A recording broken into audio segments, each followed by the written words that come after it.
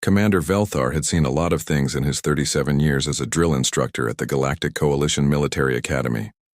He had seen cadets from the methane-breathing Thoraxians pass out from oxygen toxicity.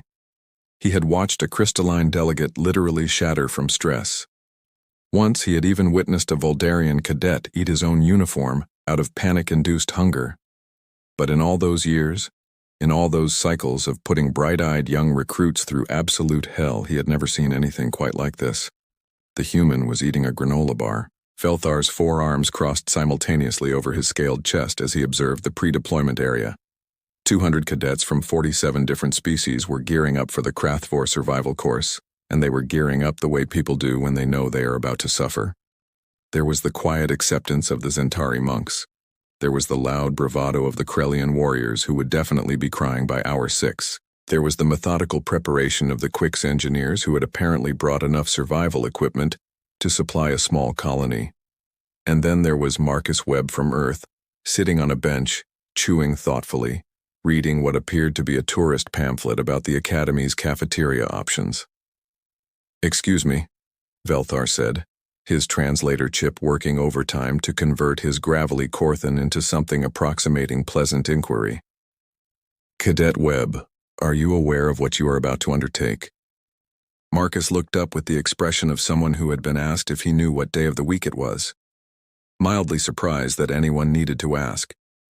"Oh yeah, the survival course thing, right?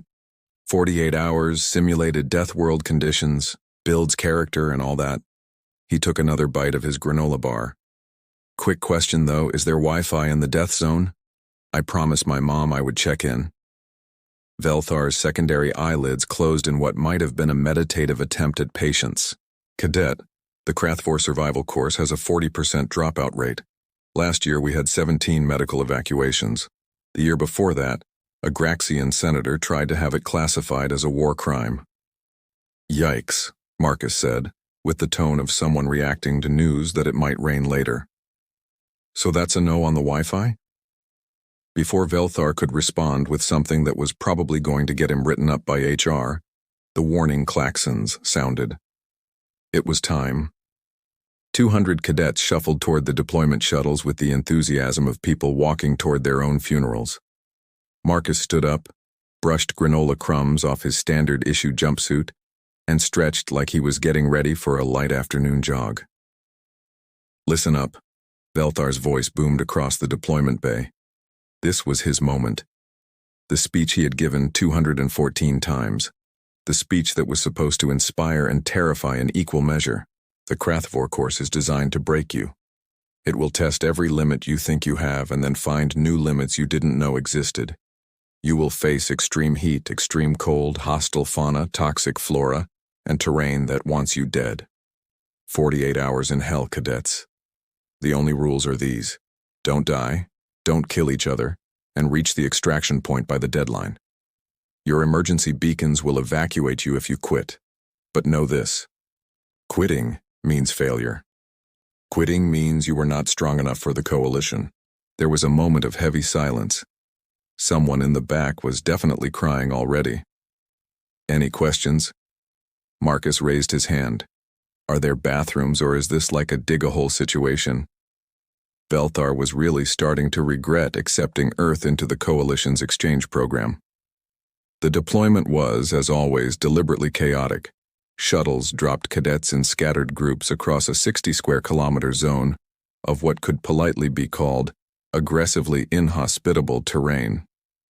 The simulation was based on Krath Prime, a planet that had been abandoned by its original inhabitants after they collectively decided that living literally anywhere else would be preferable. Within the first 30 minutes, the heat became a character in its own right.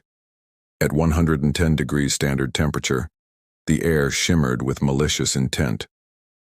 The sun, or rather the 3 orbital heat lamps that made up the simulation's sun, beat down with the intensity of a cosmic bully who had found someone's lunch money. Cadet Crix, a mantoid from Kitros whose exoskeleton was already showing stress fractures, had immediately taken charge of a group of 7 cadets. He had color-coded supply packs. He had a 20-page strategy document. He had contingency plans for his contingency plans. He was, in his own clicking words, going to ace this thing with pure preparation. He was also visibly panicking. Water rations, Crix chittered to his group, mandibles clacking with stress. 0.5 liters every 4 hours, no more. The recyclers can only do so much. Nearby, Norva, a gaseous ethereal contained in what looked like a very stressed-out hazmat suit, was having what could only be described as an existential crisis. Why did I enlist? Norva's voice emanated from the suit's speaker in wavering tones. I'm literally not built for this.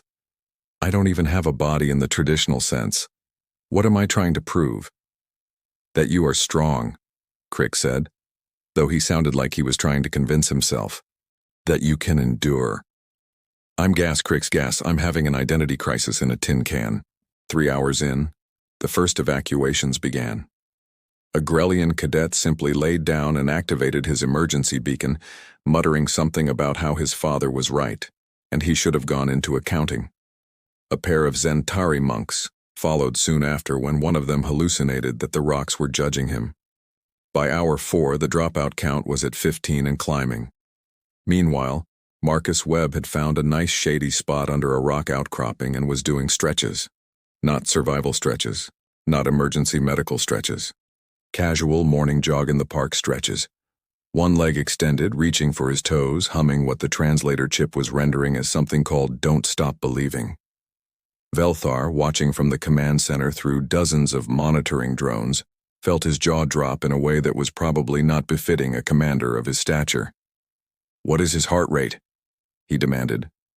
The monitoring tech, a nervous Quix named Pip, checked her screens.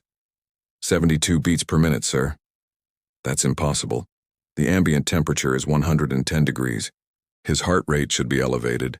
His stress hormones should be spiking. Is his tracker malfunctioning? All biometrics are reading normal, sir. He's just calm. On screen, Marcus finished his stretches and started walking. Not the desperate, water-conserving shuffle of the other cadets. A casual stroll. He even waved at a monitoring drone like he was greeting a neighbor. This is day 1, Velthar muttered. It's always day 1 that separates the quitters from the stubborn fools. Back in the simulation, Crix's group had encountered their first major obstacle, a stretch of volcanic rock fields that retained heat like a grudge. The ground was quite literally hot enough to damage their boots. Cross quickly, Crix ordered, his tactical mind overriding his desire to curl up and weep. Minimize contact time. Step lightly. His group began the agonizing crossing, hopping from rock to rock like the world's most miserable game of hopscotch. Halfway across, they encountered Marcus coming from the opposite direction. Oh hey, Marcus said cheerfully. You guys doing the zigzag pattern too? Smart. Distributes the heat exposure. Crix stared. You're not wearing your thermal insulation booties. Marcus glanced down at his standard boots. Oh, was I supposed to? The equipment list was like 10 pages and I kinda skimmed it. Your feet should be cooking. I mean, it's warm, yeah. Feels like walking on a beach back home. Maybe a bit warmer. I went to Death Valley once and that was pretty toasty. Death Valley, Crix repeated slowly. Your planet has a place called Death Valley and you went there voluntarily? Oh sure, it's a tourist spot. Hottest place in North America. Gets up to like 130 degrees in the summer. My dad wanted to see it, so we made a road trip out of it. Pretty cool, actually. Well, not cool, the opposite of cool, you know what I mean. Crix's group stared as Marcus gave a friendly wave and continued walking across the volcanic field like he was taking a shortcut through a grocery store parking lot. I'm going to fail this course. Norva's voice crackled from the containment suit. We're all going to fail and that human is going to get a medal. We are not failing, Crix said, though his mandibles were chattering with something that was definitely not confidence. We are prepared, we have plans. He doesn't even have his thermal booties. Shut up, Norva. Night fell on the Krathvor simulation with the subtlety of a hammer. The temperature, which had spent all day trying to cook the cadets alive, decided to swing hard in the opposite direction. Within an hour of sunset, it dropped to 14 degrees, standard, not Celsius, not Fahrenheit. Standard, which meant it was cold enough that water vapor in the air was forming tiny crystals. The cadets naturally were not having a great time. Crix's group had managed to huddle together for warmth, which sounds nice in theory but in practice meant that 7 different species, with 7 different optimal temperature ranges, were all equally miserable in close proximity. Norva's containment suit was vibrating with what was either sophisticated thermal regulation or the ethereal equivalent of shivering. "This is insane," wheezed a Thoraxian cadet named Brex, whose respiratory system was clearly not designed for these conditions. "How does anything survive in this?" "By being tougher than you," Crix snapped, though his exoskeleton was making concerning creaking noises. "We knew there would be temperature fluctuations. We prepared for this." "Prepared?" Norva moaned. "We have 2 thermal blankets for 7 people. That's not preparation. That's optimistic delusion." "Would you prefer to activate your beacon and evacuate?"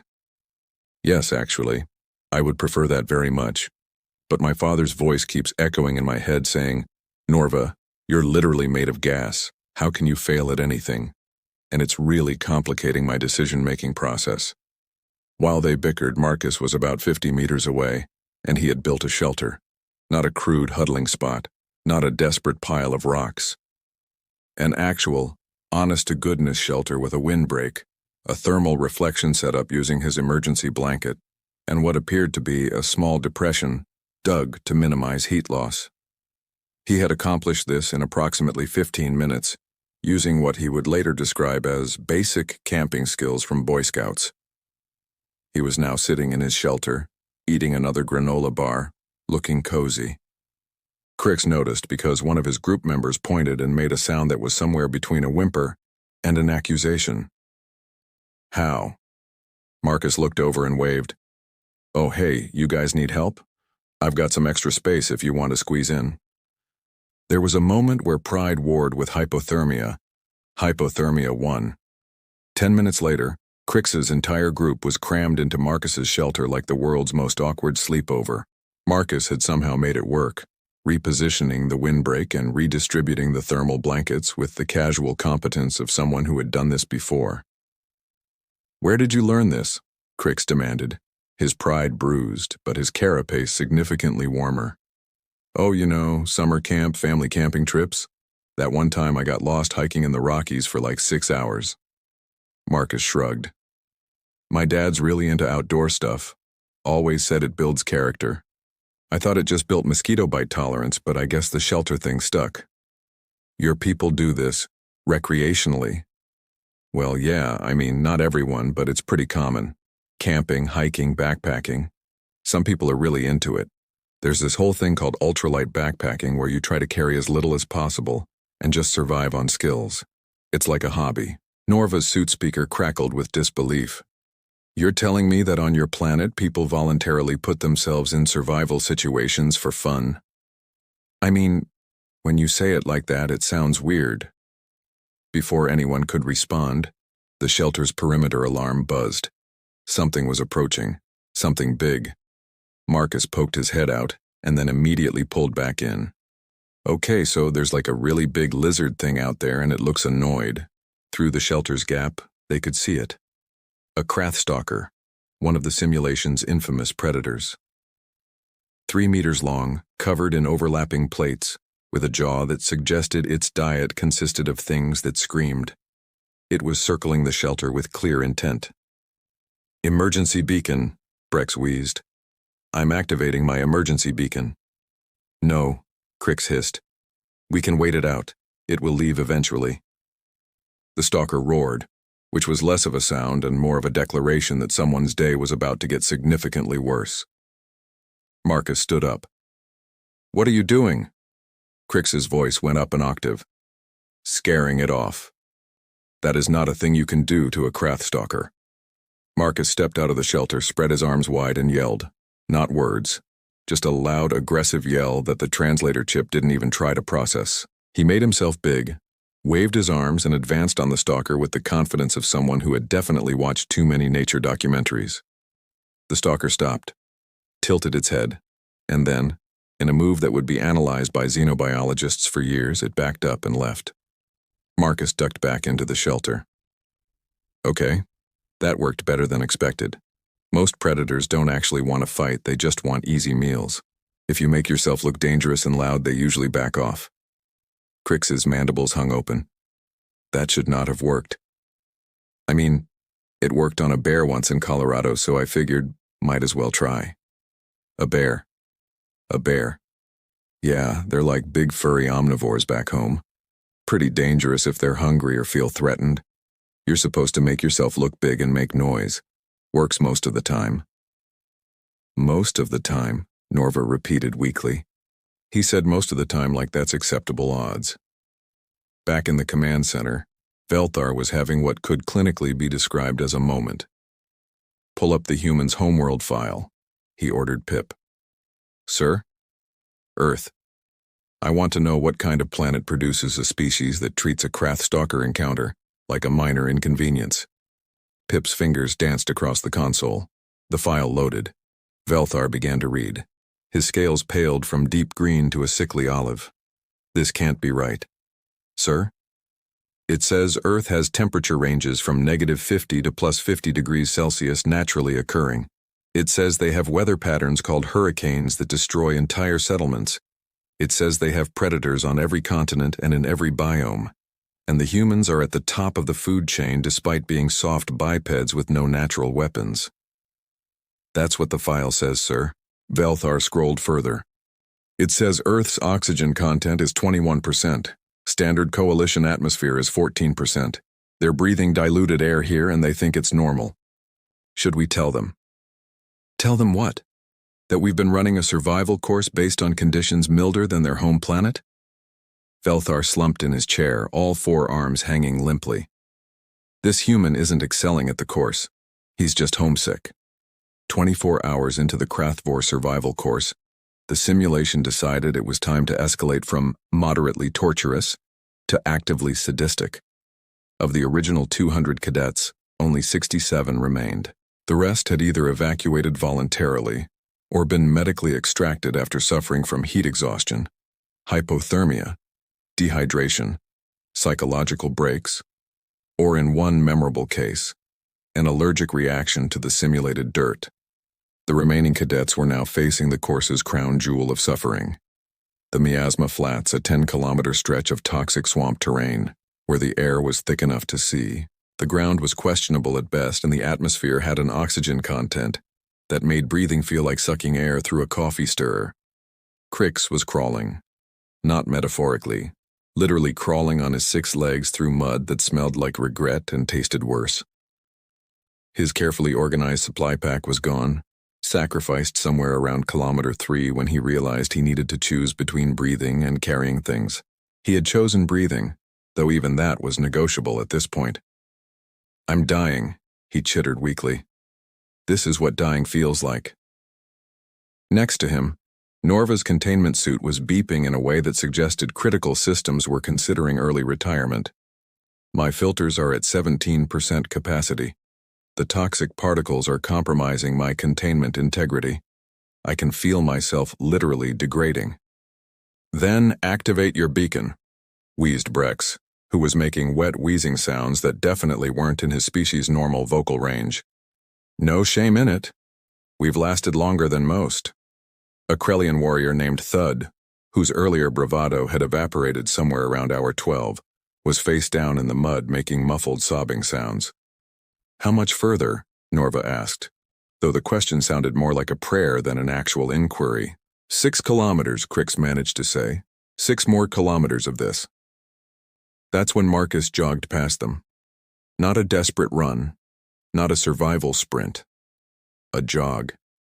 He had his arms moving in that rhythmic way that people do when they're exercising on purpose. His breathing was elevated but controlled. He had a light sheen of sweat on his forehead, but otherwise looked like someone halfway through a morning workout routine. On your left, Marcus said cheerfully as he passed. The group stopped moving entirely, not because they chose to, but because witnessing this moment required all their remaining brain function. He's jogging, Crix said slowly. We're dying and he's jogging. To keep his energy up, Norva added, voice flat with disbelief. He said he's jogging to keep his energy up. Marcus slowed down and turned back. Oh hey, you guys okay? You look rough. Want me to carry someone's pack? I've got space. Your heart rate should be at 180, Crick said, his tactical mind still trying to process what it was seeing. The oxygen levels here are 9%. 9%. How are you not unconscious? I mean, it's a little thin, Marcus admitted. Feels like being at high altitude. I went to Peru once, saw Machu Picchu. The altitude there was pretty intense. You just gotta breathe more. Breathe more, Cricks repeated. He says breathe more like we haven't thought of that. Also, staying hydrated helps, and moving keeps your circulation going. If you stop for too long, you start to stiffen up. I'm going to kill him, Norva announced to no one in particular. We're going to fail this course, but I'm going to use my last coherent thought to murder this aggressively helpful human. Marcus, oblivious to the brewing homicidal ideation, pulled out a water bottle. Here, you guys should drink something. Dehydration makes altitude problems worse. That's your water, Cricks protested weakly. I've got more. Plus there was a stream back at kilometer 7 that looked clean enough. I've got purification tablets. He had purification tablets. Of course he had purification tablets. Back at the command center, Velthar was no longer watching the screens. He was reading Earth's planetary file with the intensity of someone studying sacred texts. 3 other instructors had gathered around him, their various appendages pointing at different sections of the document with increasing alarm. Look at this, Velthar said, highlighting a section. Earth's gravity is 9.8 meters per second squared. Standard coalition gravity is 7.2. They've been training under increased gravity their entire lives. Instructor Corks, a hulking Grellian, leaned in. What about the atmospheric composition? 21% oxygen, 78% nitrogen, trace gases. Our standard atmosphere is 60% nitrogen, 14% oxygen, 26% other. They're breathing less oxygen than they're used to and performing better. Climate? Asked Instructor Ylva, her crystalline structure flickering with what might have been concern. Velthar scrolled to the climate section and immediately regretted it. Temperature ranges from -89.2 to 56.7 Celsius naturally occurring. That's without factoring in their climate control or protective equipment. The planet has 6 major climate zones, each with wildly different conditions. Please tell me about natural disasters, Cork said in the tone of someone who already knew he wouldn't like the answer. Let me see. Hurricanes, tornadoes, earthquakes, tsunamis, volcanic eruptions, floods, droughts, blizzards, landslides, avalanches, wildfires, and something called a sharknado, though I suspect that might be fictional. What's their death world classification? Velthar scrolled to the bottom of the file. The number sat there like an accusation. Class 12. The room went silent. Class 12 was the maximum rating. It meant a planet was actively trying to kill everything on it at all times, through multiple simultaneous means. The Krath 4 course is based on conditions from Krath Prime, Ylva said slowly. Krath Prime is Class 9. I'm aware. So we've been testing cadets using conditions that are milder than this human's home planet. Yes. And he signed up thinking it was what, a field trip? Velthar pulled up Marcus's enrollment file.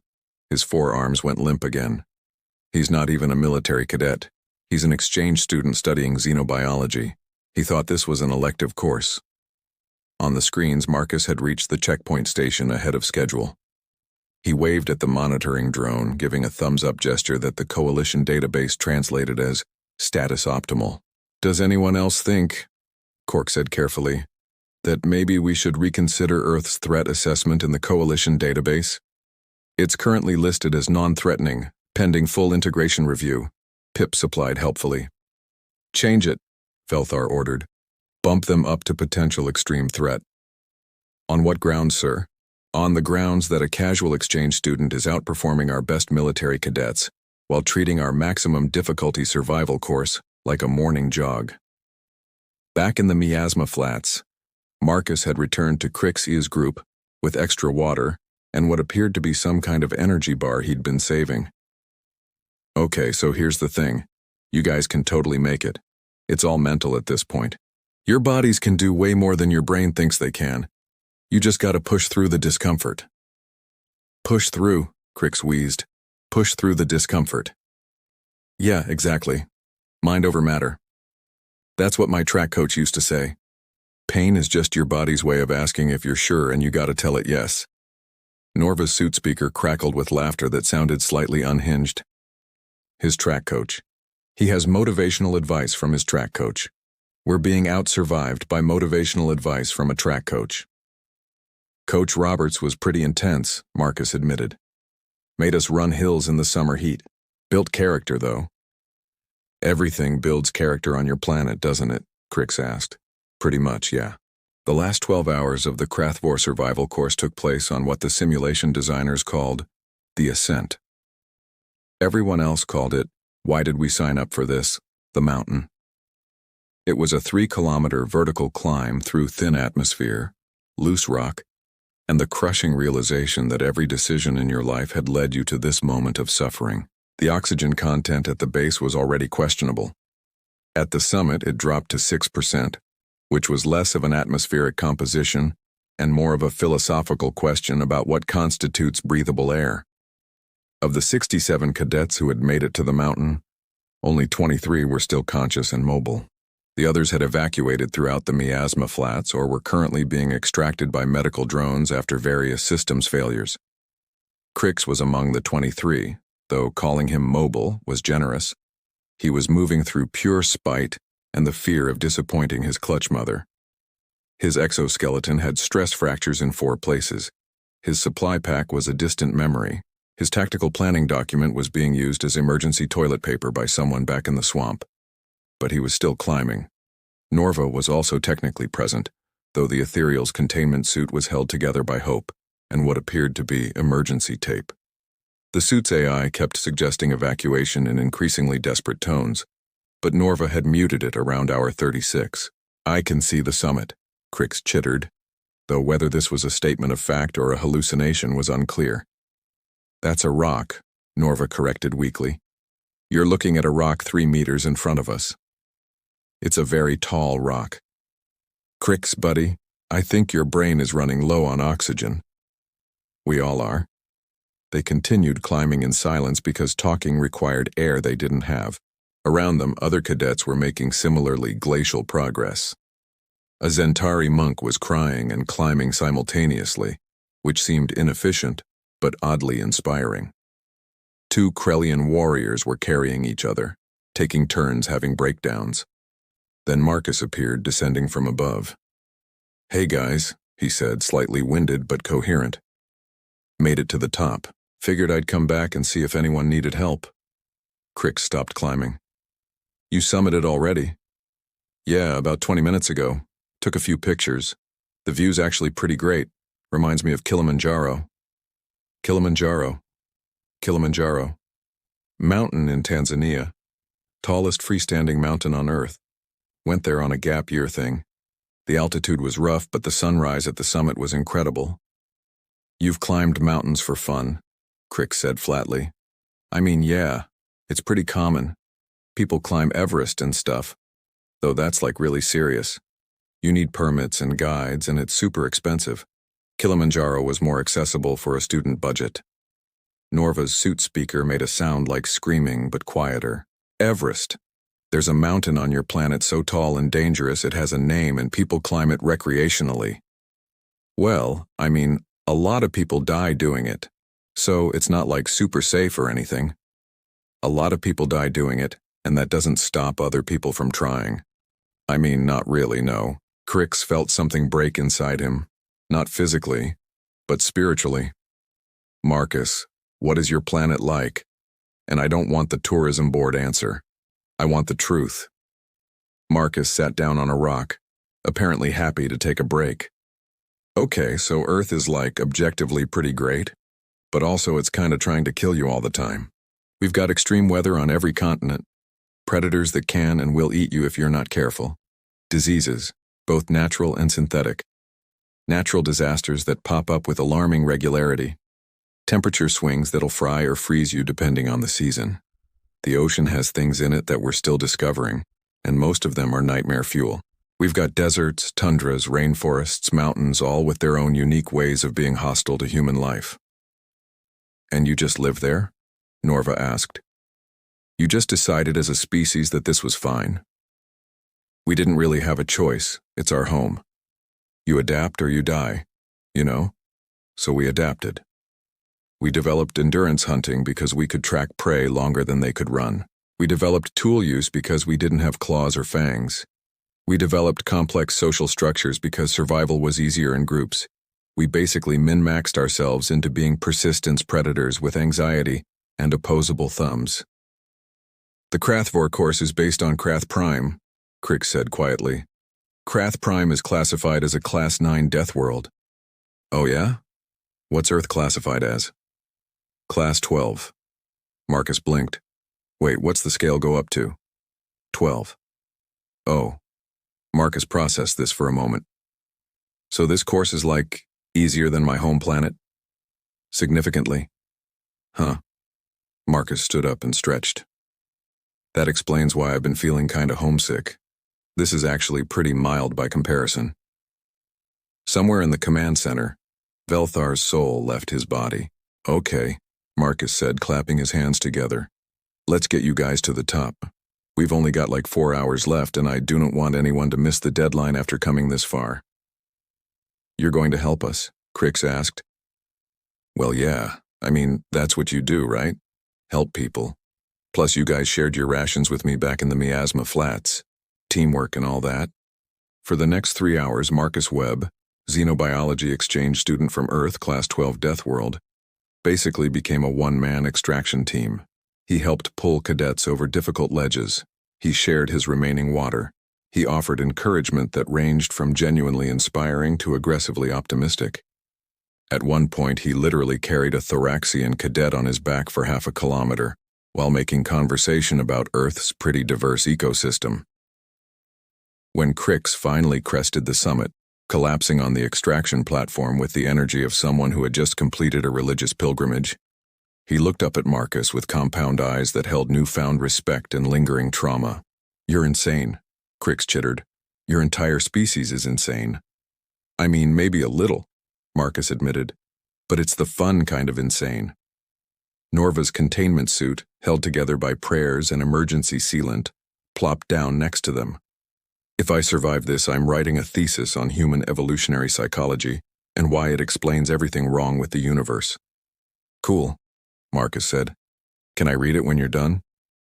18 cadets made it to the summit before the deadline. It was the lowest completion rate in the Academy's history. Marcus took a selfie with the group, everyone looking various degrees of dead inside, and sent it to his mom with the caption, "Survived the field trip." The completion ceremony for the Krathvor survival course was traditionally a solemn affair.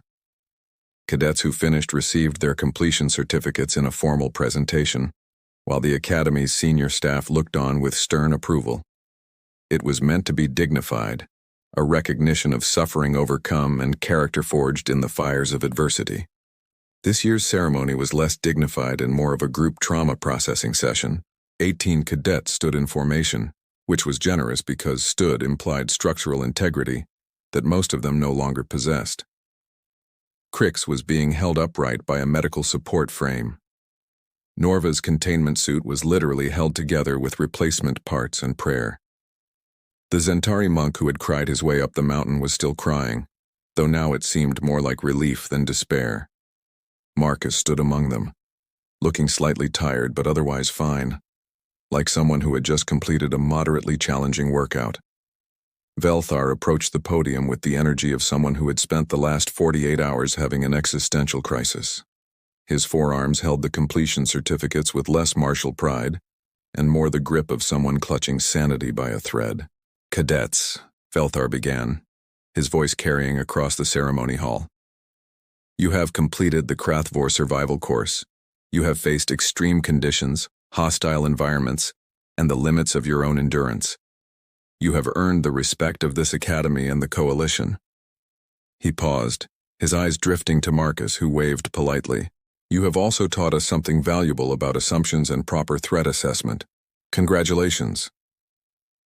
The certificates were distributed. Each cadet received theirs with the solemn reverence of someone accepting a medal for surviving war. When Marcus received his, he looked at it with mild interest. Oh, cool, it's printed on nice paper. Does this come with extra credit, or is it more of a participation thing? Velthar's eye twitched. It's a certification of completion for one of the most grueling military survival courses in the Coalition cadet web. Right. Super grueling. Got it. Marcus folded the certificate carefully. So what's the next course? I've still got like 3 electives to fill this semester. Before Velthar could respond with something that would probably require an official apology later, Crick stepped forward. His exoskeleton was still cracked in 4 places, but he moved with purpose. Commander, permission to speak? Granted, Cadet Crix. Sir, I need to say something. Crix turned to face Marcus, his mandibles clicking in what might have been respect or the insectoid equivalent of a 1,000-yard stare. Cadet Webb, when this course started, I thought I was prepared. I had plans, supplies, strategies. I had trained for cycles. And then I watched you treat the worst survival scenario in Coalition military training like a casual hiking trip. I mean, it wasn't that casual, Marcus protested. I was definitely breathing hard during the mountain climb. You came back down the mountain to help us. Well, yeah, but that's just basic trail etiquette. You don't leave people behind. Crix's voice rose slightly. You scared off a Krathstalker by yelling at it. Most predators respond to threat displays. You jogged through the miasma flats. Cardio is important. You built a shelter in 15 minutes using what you called basic camping skills. Boy Scouts, man. Builds character. Crix turned back to Velthar, his voice taking on a slightly unhinged quality. Commander, I formally request that Earth's integration assessment be reviewed, and possibly that we add warning labels to any courses that include human exchange students. There was a murmur of agreement from the other cadets. The Zentari monk raised a tentacle in support. Norva's suit speaker crackled with what might have been applause or a dying battery. Velthar sighed, a sound that conveyed several decades of military experience confronting new and uncomfortable realities. Your request is noted, Cadet Crix. In fact, I submitted a formal threat reassessment for Earth approximately 37 hours ago. What classification did you recommend, sir? I recommended they be elevated from non-threatening to extreme caution with a side note that their cadets should probably be restricted from standard training courses and given something more appropriate to their physiology. Marcus raised his hand. Question. What kind of courses would those be? Velthar pulled up his datapad, scrolling through what he had researched during Marcus's casual destruction of the survival course. According to my research, Earth has something called ultramarathons where humans run distances exceeding 100 kilometers through deserts. You have competitions where people swim in freezing water. You have individuals who free climb vertical rock faces without safety equipment. You have a sport called rugby that appears to be sanctioned violence with a ball involved. Oh yeah, rugby's pretty intense, Marcus agreed. I played in high school, broke my collarbone sophomore year. You broke a major skeletal component and continued playing the sport? I mean, not immediately. I waited for it to heal, took like 8 weeks. Velthar closed his eyes, all of them, seeking patience from whatever cosmic force governed military instructors. Cadet Webb, I'm going to ask you a question, and I need you to answer honestly. Sure, Commander. When you enrolled in the Krath-4 survival course, what did you think it was? Marcus looked genuinely thoughtful. Well, the course catalog listed it under environmental studies, and the description said something about hands-on experience with extreme conditions and survival techniques. I'm studying xenobiology, so I figured it would be good to understand how different species adapt to hostile environments. Plus, it fulfilled my physical education requirement. You thought this was a field trip? I mean, yeah, an educational field trip, with practical applications. The course description also mentioned that it was the Academy's most challenging endurance trial and had a 40% failure rate. Right, but I figured that was like, marketing, making it sound more intense than it was. Like when a syllabus says a class is really hard, but it's actually pretty manageable if you do the readings. The ceremony hall was silent except for the sound of Norva's containment suit wheezing through damaged filters. Cadet Webb, Velthar said slowly. This course is specifically designed to push Coalition military candidates to their absolute limits. It is based on conditions from one of the most hostile planets in known space. We use it to determine if cadets have the physical and mental fortitude to serve in extreme environment deployments. Oh, Marcus processed this. So this wasn't an elective? No. And the other cadets here, they're all actual military candidates? Yes. Huh. Marcus looked around at his fellow survivors, all of whom were staring at him with expressions ranging from awe to barely suppressed homicidal ideation. So when I asked if there was Wi-Fi in the death zone, that probably seemed weird, huh? Profoundly, Velthar confirmed. My bad. Probably should have read the full course description. Crix made a sound that might have been laughing or crying or both. He didn't even read the full course description. We trained for months, and he just showed up because it sounded interesting. In my defense, Marcus said, the course catalog is like 200 pages long and I had a bunch of classes to pick. I mostly just looked for things that sounded cool and fit my schedule. Velthar pulled up another file on his datapad, one he had been dreading showing anyone but felt was necessary given the circumstances. According to Earth's environmental data, your planet experiences regular temperature fluctuations that exceed anything we simulated in this course. Your atmosphere has higher oxygen content, so you've been operating at reduced lung capacity here. Your gravity is 36% higher than standard coalition gravity, meaning you've essentially been training with weights your entire life and didn't realize it. Wait, is that why everything feels kind of floaty here? I thought the station just had good anti-grav systems. That's normal gravity for most coalition species. Oh, that's actually really convenient. Makes carrying stuff way easier. Norva's suit speaker crackled.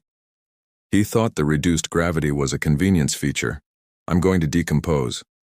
I'm literally going to disperse into my component gases from the stress of this conversation. Velthar continued, driven by the need to fully understand what he had witnessed. Your planet also has multiple climate zones, extreme weather patterns, and predatory fauna across every major landmass and body of water. You evolved as persistence hunters, meaning your species literally evolved to chase prey until it collapsed from exhaustion. Yeah, we're pretty good at the long-distance thing, Marcus agreed. Humans aren't super fast or strong compared to a lot of animals, but we can just keep going. Sweat cooling is pretty efficient. Plus the whole bipedal thing helps with heat dissipation.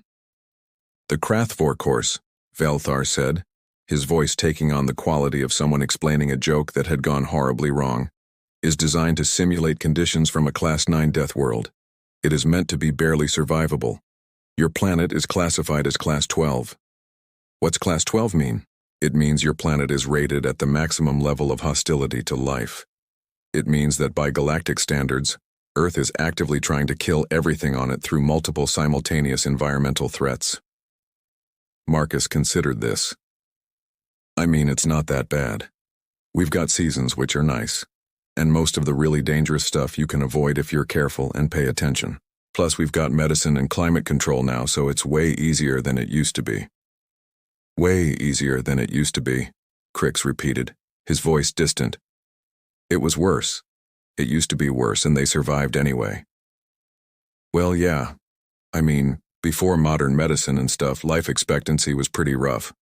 But humans are adaptable. We figured it out. Velthar set down his datapad and looked at Marcus with all four eyes.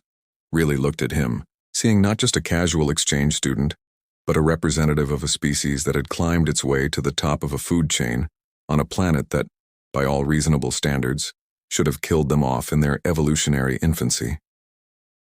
Cadet Webb, I'm going to be very clear about something. You didn't excel at this course because you're exceptionally talented or because you trained harder than everyone else. Okay?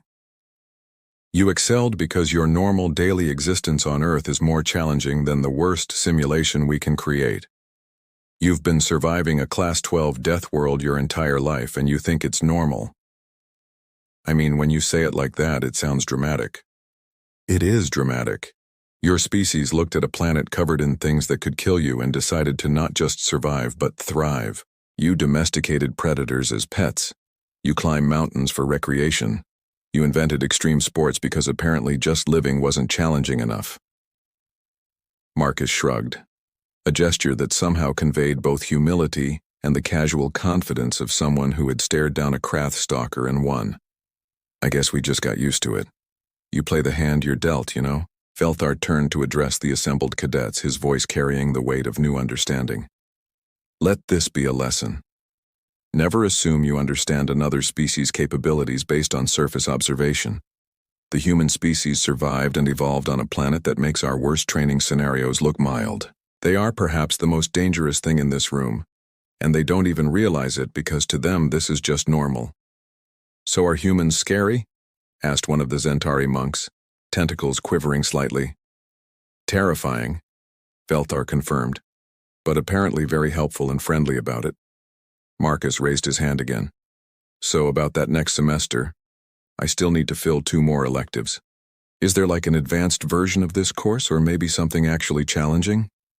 The ceremony hall erupted in various species-specific expressions of disbelief, trauma, and grudging respect. Crix turned to Norva. He wants something more challenging. I heard him. I'm choosing to believe I hallucinated it due to oxygen deprivation. This is real. This is our life now. We survived the Krathfor course with a human who thought it was easy.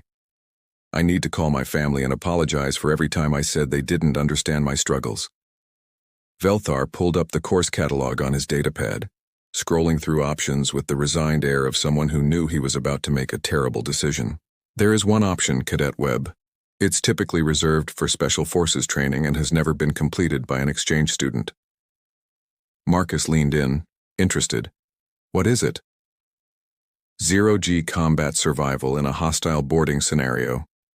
4 weeks, no gravity, limited supplies, simulated enemy combatants. It has a 70% evacuation rate. Does it count for credit? Yes. Cool, sign me up. Somewhere in the command center, Pip pulled up Earth's file again and added a new note to the species assessment. Recommend warning labels on all training courses.